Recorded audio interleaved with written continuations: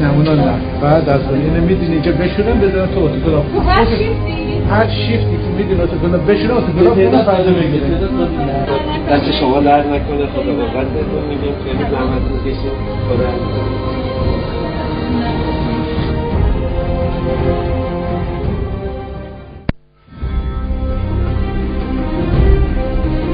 پس شد الان تحویلمون به شما 22 عدد درسته؟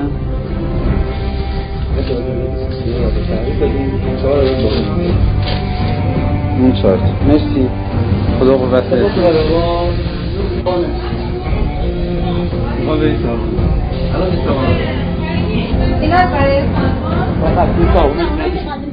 تقريبا 150